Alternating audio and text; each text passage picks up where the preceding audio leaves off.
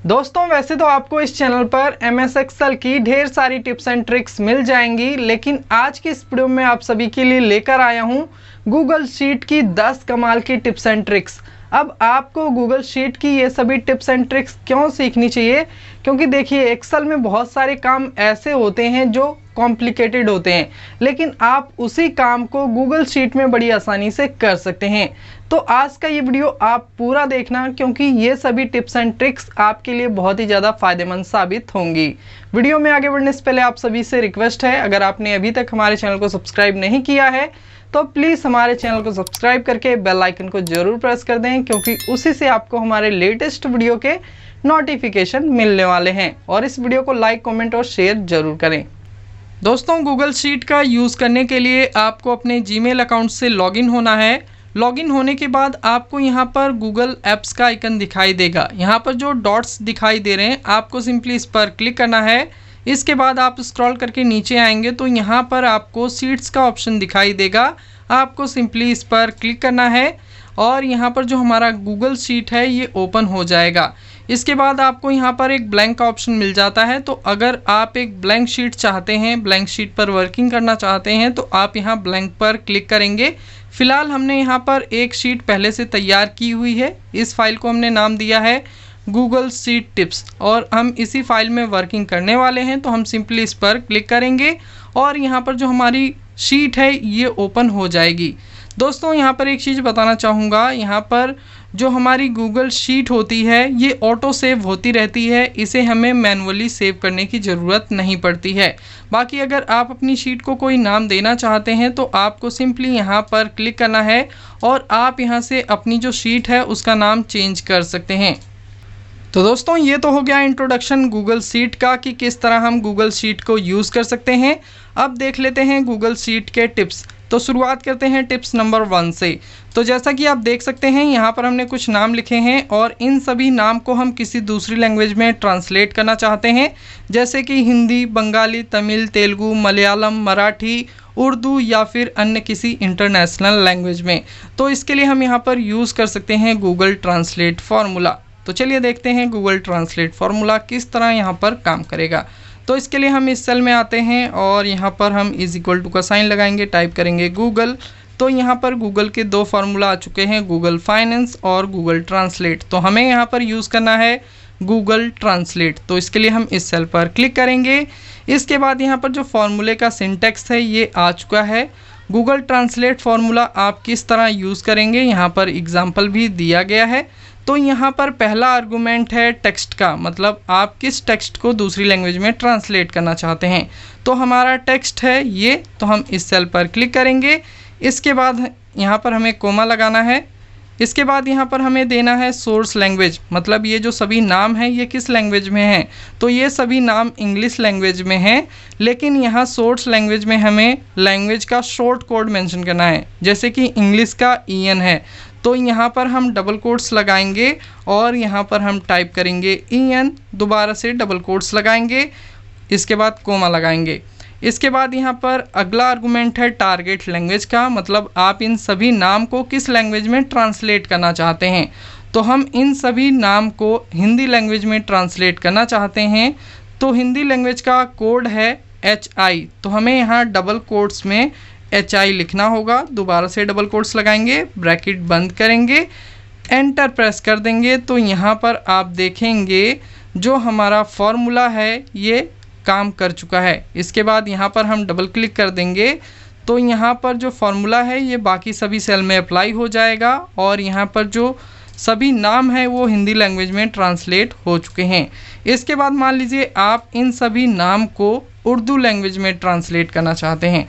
तो उर्दू लैंग्वेज में ट्रांसलेट करने के लिए हम यहाँ पर आएंगे, = का साइन लगाएंगे, टाइप करेंगे गूगल और इसके बाद हम यहाँ पर गूगल ट्रांसलेट पर क्लिक करेंगे।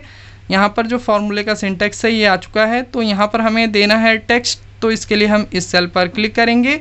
इसके बाद यहाँ पर कोमा लगाएंगे। सोर्स लैंग्वेज हमारी इंग्लिश है, तो यहाँ पर हम इसका कोड मेंशन करेंगे डबल कोट्स में EN, दोबारा से डबल कोट्स लगाएंगे, इसके बाद कोमा लगाएंगे। इसके बाद यहाँ टारगेट लैंग्वेज हमारी उर्दू है, तो उर्दू का यहाँ पर हमें लैंग्वेज कोड मेंशन करना होगा। दोस्तों अगर आपको नहीं पता कि किसी लैंग्वेज का कोड क्या है, लैंग्वेज कोड क्या है, तो इसके लिए मैंने यहाँ पर एक वेबसाइट ढूंढी है। इस वेबसाइट का लिंक आपको मिल जाएगा इस वीडियो के डिस्क्रिप्शन में, तो आप यहाँ से जाके देख सकते हैं कि किसी लैंग्वेज का शॉर्ट कोड क्या है। तो यहाँ पर हम उर्दू का लैंग्वेज कोड देख लेते हैं। तो यहाँ पर उर्दू का लैंग्वेज कोड है UR। ओके, तो यहाँ पर उर्दू के लिए आप UR यूज़ करेंगे लैंग्वेज कोड में। तो यहाँ पर हम आते हैं और इसके बाद हम यहाँ पर डबल कोट्स लगाएंगे, टाइप करेंगे UR, दोबारा से डबल कोट्स लगाएंगे। यहाँ पर जो हमारा फॉर्मूला है ये कंप्लीट हो चुका है, ब्रैकेट बंद करेंगे, एंटर प्रेस कर देंगे। तो यहाँ पर आप देखेंगे ये जो सभी नाम होंगे ये उर्दू लैंग्वेज में ट्रांसलेट हो जाएंगे। यहाँ पर जो फॉर्मूला लगाया है इस फार्मूला को बाकी सभी सेल में अप्लाई करने के लिए हम यहाँ पर डबल क्लिक कर देंगे। तो यहाँ पर आप देखेंगे जो सभी नाम थे वो उर्दू लैंग्वेज में ट्रांसलेट हो चुके हैं। इसके बाद हम यहाँ से किसी नाम को कॉपी कर लेते हैं और इसे चेक कर लेते हैं कि ये सही से ट्रांसलेट हुआ है या नहीं हुआ है। तो यहाँ पर हमने प्रभात सिंह का उर्दू नाम कॉपी किया है। इसके बाद हम गूगल ट्रांसलेट ओपन करते हैं और यहाँ पर हम पेस्ट करेंगे। तो अभी आप देखेंगे मैंने यहाँ पर उर्दू जो नाम था उसे पेस्ट किया और यहाँ पर इंग्लिश में ये लिखकर आ चुका है प्रभात सिंह। दोस्तों जैसा कि आप देख सकते हैं यहाँ पर हमने एक छोटा सा डेटा लिया है और इस डेटा के लिए हमने यहाँ पर सेम सीट में एक पिवट टेबल इंसर्ट की है और यहाँ पर जितनी भी पार्टीज़ हैं इन सभी पार्टीज़ का हमने डेटा समराइज़ किया हुआ है। अगर आपने एक्सेल में पिवट टेबल का यूज़ किया है तो आपको पता होगा अगर हम एक्सेल में अपने मेन डेटा में कुछ भी चेंजेस करते हैं तो हमारी जो पिवट टेबल का डेटा होता है वो ऑटोमेटिक रिफ़्रेश नहीं होता, हमें उसे मैनुअली रिफ़्रेश करना पड़ता है। लेकिन गूगल शीट में ऐसा नहीं है। गूगल शीट में अगर आप अपने मेन डेटा में कुछ भी चेंजेस करते हैं तो जो आपकी पिवट टेबल का डेटा होता है वो ऑटोमेटिक रिफ़्रेश हो जाता है। चलिए मैं आपको इसे दिखाता हूँ। जैसे कि आप देख सकते हैं यहाँ पर अरुणा एंड कंपनी का अमाउंट 1376 है।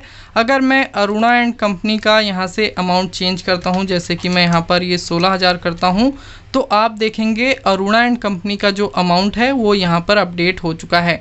ठीक इसी तरह मान लीजिए यहाँ पर अम्बे एजेंसी है। अम्बे एजेंसी का आप देख सकते हैं 1318 अमाउंट यहाँ पर आ रहा है। अगर मैं यहाँ पर अम्बे एजेंसी का अमाउंट चेंज करता हूँ, जैसे कि मैं यहाँ पर 20,000 और इंक्रीज़ कर देता हूँ, तो यहाँ पर आप देखेंगे अम्बे एजेंसी का जो अमाउंट है वो यहाँ पर अपडेट हो चुका है। Google sheet tips number 3। तो जैसा कि आप देख सकते हैं यहाँ पर हमने इस कॉलम में फुल नेम लिखा हुआ है और इस फुल नेम में से फर्स्ट नेम हम इस कॉलम में लेकर आना चाहते हैं और लास्ट नेम हम इस कॉलम में लेकर आना चाहते हैं। तो इसके लिए आप यहाँ पर यूज़ कर सकते हैं स्प्लिट फार्मूला। तो इसके लिए हम आएंगे सामने वाले सेल में == का साइन लगाएंगे, टाइप करेंगे स्प्लिट, टैब बटन प्रेस करेंगे। यहाँ पर जो फार्मूले का सिंटेक्स है ये आ चुका है। तो यहाँ पर पहला आर्गुमेंट है टेक्स्ट का, तो इसके लिए हम इस सेल पर क्लिक करेंगे, कोमा लगाएंगे। इसके बाद यहाँ पर हमें देना है डेलीमीटर। डेलीमीटर का मतलब ऐसा सिंबल जो इन दोनों वर्ड्स को एक दूसरे से सेपरेट कर रहा है। तो यहाँ पर जो हमारा सिंबल है वो स्पेस है, तो यहाँ पर हमें स्पेस को डबल कोट्स में लिखना होगा। तो हम यहाँ पर डबल कोट्स लगाएंगे, स्पेस देंगे, दोबारा से डबल कोट्स लगाएंगे। इसके बाद यहाँ पर जो हमारा फॉर्मूला है ये कंप्लीट हो चुका है, ब्रैकेट बंद करेंगे, एंटर प्रेस कर देंगे। तो यहाँ पर आप देखेंगे ये जो नाम है ये सेपरेट हो चुके हैं। इसके बाद यहाँ पर जो हमने फार्मूला लगाया है इस फार्मूला को बाकी सभी सेल में पेस्ट करने के लिए हम यहाँ पर डबल क्लिक कर देंगे। तो जो हमारा फार्मूला है ये बाकी सभी सेल में अप्लाई हो जाएगा और यहाँ पर जो नाम होंगे वो सभी अलग अलग कॉलम में डिवाइड हो जाएंगे। अब दोस्तों मान लीजिए आपके पास कुछ इस तरह के नामों की लिस्ट है जिनमें अलग अलग सिंबल का यूज़ किया गया है नेम को सेपरेट करने के लिए। तो इस केस में किस तरह स्प्लिट फार्मूला काम करेगा चलिए देखते हैं। तो इसके लिए हम इस सेल में आएंगे, == का साइन लगाएंगे, टाइप करेंगे स्प्लिट, टैब बटन प्रेस करेंगे। यहाँ पर जो फार्मूले का सिंटेक्स है वो आ चुका है। तो यहाँ पर पहला आर्गुमेंट है टेक्स्ट का, तो इसके लिए हम इस सेल पर क्लिक करेंगे। इसके बाद यहाँ पर हमें देना है कोमा। इसके बाद डबल कोट्स में हमें इन सभी डेलीमीटर्स को मेंशन करना है, इन सभी सिंबल को मेंशन करना है। तो इसके लिए हम डबल कोट्स लगाएंगे। तो यहाँ पर हमारा इन सभी नामों में जो पहला डेलीमीटर है वो है डैश यानी माइनस का साइन, तो हम यहाँ माइनस लगाएंगे। यहाँ पर स्लैश का भी साइन है तो हम यहाँ स्लैश लगाएंगे। यहाँ पर नाम के बीच में नाम को सेपरेट करने के लिए इज इक्वल टू का भी साइन यूज़ हुआ है तो हम यहाँ पर इज इक्वल टू का साइन लगाएंगे। कोमा का यूज़ हुआ है तो हम कोमा लगाएंगे। स्पेस का यूज़ हुआ है तो हम यहाँ पर स्पेस भी लगाएंगे। और यहाँ पर जितने भी सिंबल का यूज़ किया गया है आप यहाँ पर मेंशन करेंगे। इसके बाद हम यहाँ पर डबल कोट्स लगाएंगे। इसके बाद फार्मूला बंद करेंगे, एंटर प्रेस कर देंगे और इसके बाद इस फार्मूला को बाकी सभी सेल में पेस्ट करने के लिए यहाँ पर डबल क्लिक करेंगे। तो यहाँ पर आप देखेंगे जो सभी नाम हैं वो सही तरीके से यहाँ पर अलग अलग कॉलम में आ चुके हैं। Google sheet tips number 4, searchable drop down list. दोस्तों अगर आप MS एक्सेल में एक सर्चेबल ड्रॉप डाउन लिस्ट बनाना चाहते हैं तो इसके लिए आपको बहुत ज़्यादा मेहनत करनी पड़ेगी, लेकिन गूगल शीट में आप बड़ी आसानी से एक सर्चेबल ड्रॉप डाउन लिस्ट बना सकते हैं। चलिए देख लेते हैं। तो इसके लिए हम इस सेल में आएंगे, डेटा टैब में जाएंगे। इसके बाद डेटा वैलिडेशन का यहाँ पर ऑप्शन दिया गया है, इस पर हम क्लिक करेंगे। इसके बाद क्राइटेरिया में आएंगे, यहाँ पर क्लिक करेंगे, लिस्ट फ्रॉम अ रेंज पर क्लिक करेंगे। इसके बाद यहाँ पर हमें अपनी रेंज का सिलेक्शन करना है जिसकी हम ड्रॉप डाउन लिस्ट बनाना चाहते हैं, तो इसके लिए हम इस आइकन पर क्लिक करेंगे। इसके बाद यहाँ पर जो रेंज है इस रेंज का हम यहाँ से सिलेक्शन कर लेंगे, ओके पर क्लिक करेंगे।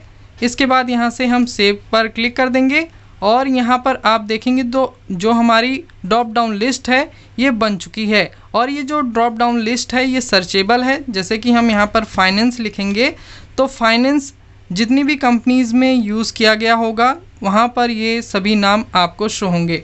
ठीक इसी तरह मान लीजिए आपको बैंक देखना है कि कौन कौन से बैंक हैं, तो यहाँ पर हम बैंक लिखेंगे और बैंक की लिस्ट यहाँ पर आ जाएगी। दोस्तों यहाँ पर एक चीज़ और दिखाना चाहूँगा, यहाँ पर आप देखेंगे इस लिस्ट में बहुत सारे ऐसे नाम हैं जो रिपीट हो रहे हैं। जैसे कि बजाज फाइनेंस यहाँ पर 2 बार रिपीट हो रहा है, हेडसन एग्रो 2 बार रिपीट हो रहा है, यहाँ पर इंडसिंड बैंक 2 बार रिपीट हो रहा है। लेकिन अगर आप ड्रॉप डाउन लिस्ट देखेंगे तो यहाँ पर आप देखेंगे जो हमारी ड्रॉप डाउन लिस्ट है वो बिल्कुल यूनिक है। जैसे कि यहाँ पर बजाज फाइनेंस 2 बार रिपीट हो रहा था तो यहाँ पर आप देखेंगे बजाज फाइनेंस यहाँ पर सिर्फ 1 बार लिखा हुआ है। हेडसन एग्रो यहाँ पर 2 बार रिपीट हो रहा था, लेकिन यहाँ ड्रॉप डाउन लिस्ट में हमारा हेडसन एग्रो सिर्फ 1 बार लिखा हुआ आ रहा है। इसका मतलब ये है कि ये जो ड्रॉप डाउन लिस्ट है ये बिल्कुल यूनिक है। लेकिन अगर आप MS एक्सेल में अपनी ड्रॉप डाउन लिस्ट बनाते हैं तो आपकी जो ड्रॉप डाउन लिस्ट होती है वो बिल्कुल भी यूनिक नहीं होती, क्योंकि जो आपने रेंज सिलेक्ट की होती है अपनी ड्रॉप डाउन लिस्ट बनाने के लिए उस रेंज में जितने भी नाम आ रहे होते हैं वो सभी नाम की ड्रॉप डाउन लिस्ट बन जाती है। भले वो 2 या 3 बार रिपीट हो रहे हैं तो 2 या 3 बार रिपीट होके आपकी ड्रॉप डाउन लिस्ट भी बनेगी। जैसे कि यहाँ बजाज फाइनेंस आप देखेंगे 2 बार आ रहा है और स्क्रॉल करके नीचे आएंगे तो यहाँ पर आप देखेंगे हेडसन एग्रो 2 बार रिपीट हो रहा है, जबकि ऐसा नहीं होना चाहिए। लेकिन एक्सेल में जो हमारी ड्रॉप डाउन लिस्ट होती है वो यूनिक नहीं बनती अगर हमारे डेटा में किसी भी तरह का डुप्लीकेट डेटा मौजूद है तो। लेकिन गूगल शीट में आपकी जो ड्रॉप डाउन लिस्ट बनती है वो बिल्कुल यूनिक बनती है। Google sheet tips number 5। दोस्तों जैसा कि आप देख सकते हैं यहाँ पर कुछ नाम लिखे हुए हैं और इन सभी नाम के आगे, बीच में या लास्ट में या शुरुआत में बहुत ज़्यादा स्पेस है। किसी नाम के बीच में कम स्पेस है तो किसी नाम के बीच में बहुत ज़्यादा स्पेस है। और यहाँ से हम इन सभी एक्स्ट्रा स्पेसेस को रिमूव करना चाहते हैं और इस कॉलम में क्लीन नेम लेकर आना चाहते हैं। तो इसके लिए हम यहाँ पर यूज़ करेंगे ट्रिम फार्मूला। तो हम यहाँ पर इज इक्वल टू का साइन लगाएंगे, टाइप करेंगे ट्रिम, ब्रैकेट ओपन करेंगे। इसके बाद हम इस सेल पर क्लिक करेंगे, ब्रैकेट बंद करेंगे, एंटर प्रेस कर देंगे। तो यहाँ पर आप देखेंगे इस नेम में से जो एक्स्ट्रा स्पेस था वो यहाँ पर रिमूव होके आ चुका है। इस सेल में जो हमने फार्मूला लगाया है इसी फार्मूला को बाकी सभी सेल में अप्लाई करने के लिए यहाँ पर डबल क्लिक करेंगे और आप देखेंगे सभी नाम में से जो एक्स्ट्रा स्पेस था वो स्पेस यहाँ पर रिमूव हो चुका है और हमारे सामने क्लीन नेम की एक लिस्ट आ चुकी है। दोस्तों वीडियो में आगे बढ़ने से पहले आप सभी को बताना चाहूँगा, अगर आप हमारे पेड कोर्सेज करना चाहते हैं तो इसके लिए आप हमारी वेबसाइट www.mylifesupport.in पर विजिट कर सकते हैं और जो भी कोर्स आपको बाय करना है आप सिंपली ऐड टू कार्ट पर क्लिक करके उस कोर्स को बाय कर सकते हैं। इन सभी कोर्सेज पर आपको मिल जाएगा 90% का डिस्काउंट। तो आज ही हमारे कोर्सेज में इनरोल होइए और बाकी की जो टिप्स एंड ट्रिक्स हैं उन्हें भी हम देख लेते हैं। Google sheet tips number 6। दोस्तों, अगर आप किसी वेबसाइट या फिर किसी वेबसाइट के पेज के लिए QR कोड जनरेट करना चाहते हैं तो इसके लिए आप गूगल शीट में इमेज फार्मूला यूज़ कर सकते हैं। इस फार्मूला को मैं मेंशन कर दूंगा इस वीडियो के डिस्क्रिप्शन में, तो आप वहां से जाके इस फार्मूला को कॉपी कर सकते हैं। कॉपी करने के बाद आपको सिंपली उस सेल में आना है जहां पर आप अपना QR कोड जनरेट करना चाहते हैं और सिंपली फार्मूला को पेस्ट कर देना है। इसके बाद यहाँ पर जितना भी आपको आर्गुमेंट दिखाई दे रहा है, यहाँ पर आपको किसी भी तरह का चेंजेस नहीं करना। आपको सिर्फ यहाँ पर एक चेंजेस करना है, वो क्या है मैं आपको बताता हूँ। जैसे कि यहाँ पर इस फार्मूला में मैंने सिंगल कोट लगाया हुआ है तो मैं सिंगल कोट रिमूव करता हूँ। अब यहाँ पर आपको चेंजेस ये करना है कि यहाँ पर आप देखेंगे A3 मेंशन है, तो यहाँ पर जो हमारी वेबसाइट का URL है वो A3 में मेंशन है, इसलिए यहाँ पर हमने A3 लिखा हुआ है। बाकी अगर आपकी वेबसाइट का URL जिस भी सेल में मेंशन है उस सेल का यहाँ पर आपको रेफरेंस मेंशन करना है। जैसे कि अगर A4 में है या B3 में है, B2 में है या जिस भी सेल में मौजूद है आपका URL, उस सेल का रेफरेंस आपको यहाँ पर मेंशन करना है। तो फिलहाल जो हमारा URL है, हमारी वेबसाइट का जो URL है वो A3 में है, तो हमने यहाँ पर A3 मेंशन कर दिया है। इसके बाद हम एंटर प्रेस करेंगे तो यहाँ पर आप देखेंगे जो हमारा QR कोड है हमारी वेबसाइट के लिए वो यहाँ पर जनरेट हो चुका है। इस फार्मूला को हम बाकी के सभी सेल में पेस्ट कर देते हैं, तो इसके लिए हम यहाँ पर ड्रैग कर देंगे। तो यहाँ पर जो हमारी वेबसाइट के पेजेस हैं इनके लिए भी यहाँ पर ये QR कोड बन जाएगा। अब अगर इस QR कोड को कोई भी अपने मोबाइल से स्कैन करेगा तो जो हमारी वेबसाइट होगी या जो हमारी वेबसाइट का पेज होगा वो यहाँ पर डायरेक्टली ओपन हो जाएगा। तो ये बहुत सी जगहों पर काम आता है। आजकल QR कोड का बहुत ही ज़्यादा यूज़ किया जाता है। Google sheet tips number 7। दोस्तों, जैसा कि आप देख सकते हैं हमारे पास एक नाम की लिस्ट है और इस लिस्ट में से हम मिडल नेम को रिमूव करना चाहते हैं। तो इसके लिए हम यहाँ पर यूज़ कर सकते हैं फाइंड एंड रिप्लेस का। तो इसका यूज़ करने के लिए सबसे पहले हम अपने इस डेटा का सिलेक्शन करते हैं।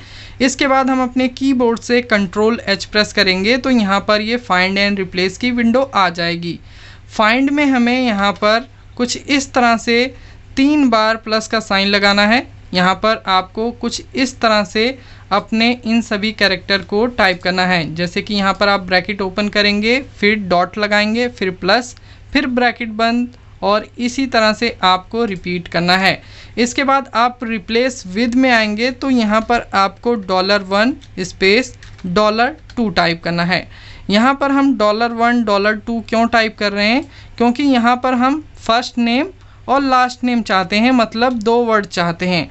और यहाँ पर हमने 3 बार प्लस इसलिए लगाया है क्योंकि यहाँ पर हम सिर्फ ऐसे नाम को टारगेट करना चाहते हैं जिसमें मिडल नेम का यूज़ किया गया है, यानी कि 3 वर्ड का यूज़ किया गया है।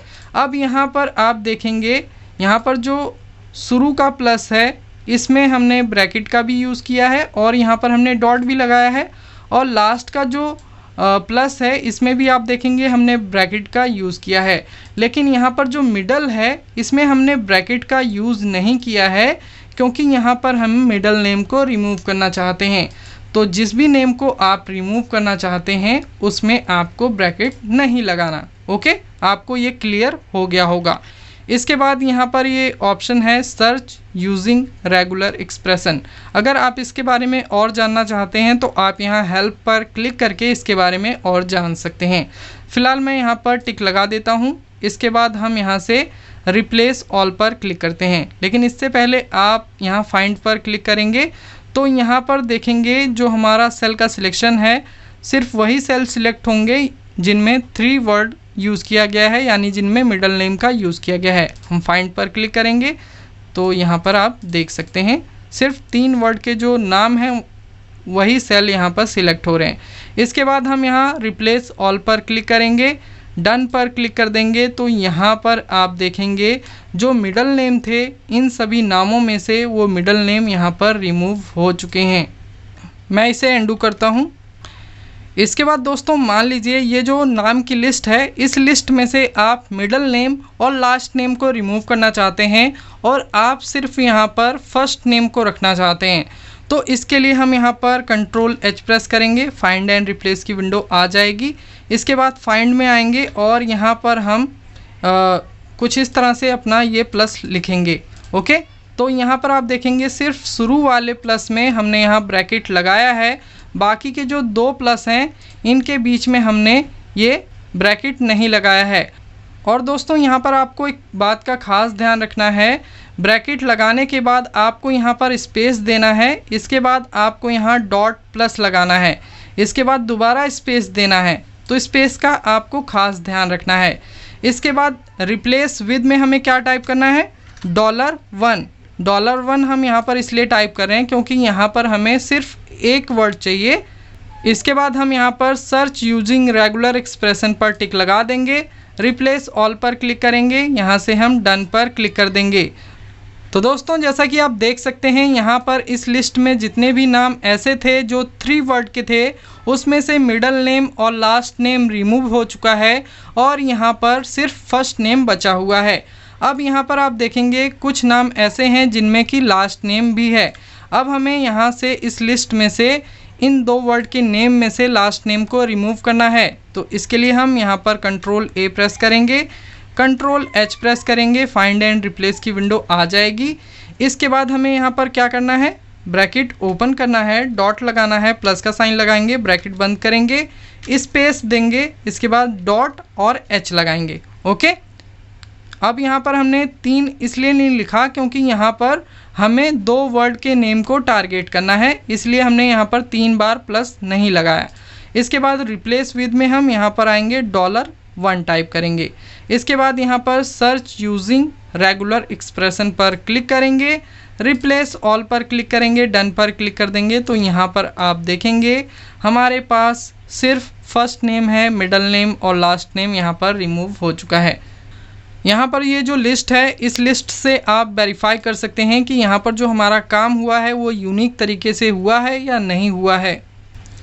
Google sheet tips number 8, check box insert करना। दोस्तों मान लीजिए आप अपनी कुछ पार्टियों से फॉलोअप कर रहे हैं और आपने जिन पार्टियों से फॉलोअप कर लिया है उन सभी पार्टियों के आगे आप टिक लगाना चाहते हैं, तो इसके लिए आपको ज़रूरत पड़ेगी चेक बॉक्स की। तो अगर आप गूगल शीट में चेक बॉक्स इंसर्ट करना चाहते हैं तो इसके लिए आपको उन सभी सेल का सिलेक्शन करना है जिनमें आप चेक बॉक्स इंसर्ट करना चाहते हैं। इसके बाद आपको जाना है इंसर्ट टैब में। इसके बाद आप स्क्रॉल करके नीचे आएंगे तो यहाँ पर आपको चेक बॉक्स का ऑप्शन मिल जाएगा, आपको सिंपली इस पर क्लिक करना है और यहाँ पर ये बॉक्स बन के आ जाएंगे। अगर आपको इन सभी बॉक्स को कलराइज करना है तो इसके लिए आप यहाँ पर टेक्स्ट कलर का यूज़ कर सकते हैं, आप यहाँ से कोई सा भी कलर चूज़ कर सकते हैं। इसके बाद दोस्तों हम किसी बॉक्स पर क्लिक करके देखते हैं तो यहाँ पर आप देखेंगे क्लिक करने पर ये जो बॉक्स हैं ये टिक हो रहे हैं। अनटिक करने के लिए आप दोबारा बॉक्स पर क्लिक करेंगे। बाकी आप चाहें तो टिक और अनटिक करने के लिए यहाँ पर स्पेस का यूज़ कर सकते हैं। स्पेस बटन प्रेस करने पे यहाँ पर ये टिक लग जाएगा और अनटिक भी हो जाएगा। इसके बाद दोस्तों मान लीजिए हम यहाँ पर ये चाहते हैं कि जिस भी पार्टी नेम के आगे टिक लगा हो वो पार्टी नेम क्रॉस हो जाए, यानी कि उसके बीच में क्रॉस की लाइन आ जाए, यानी कि स्ट्राइक थ्रो की लाइन आ जाए, या फिर जो उसका कलर है वो चेंज हो जाए। तो इसके लिए आप यहाँ पर यूज़ कर सकते हैं कंडीशनल फॉर्मेटिंग का। कंडीशनल फॉर्मेटिंग का यहाँ पर यूज़ करने के लिए आपको अपनी सभी पार्टियों का सिलेक्शन करना है। इसके बाद आपको जाना है फॉर्मेट टैब में, यहाँ पर आप क्लिक करेंगे। इसके बाद आपको यहाँ पर कंडीशनल फॉर्मेटिंग का ऑप्शन मिल जाता है, आपको सिंपली यहाँ पर क्लिक करना है।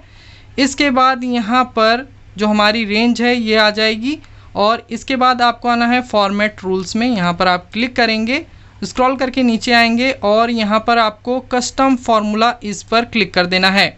इसके बाद आपको यहाँ वैल्यू और फार्मूला पर क्लिक करना है यहाँ पर, और इसके बाद इज इक्वल टू का साइन लगाएंगे।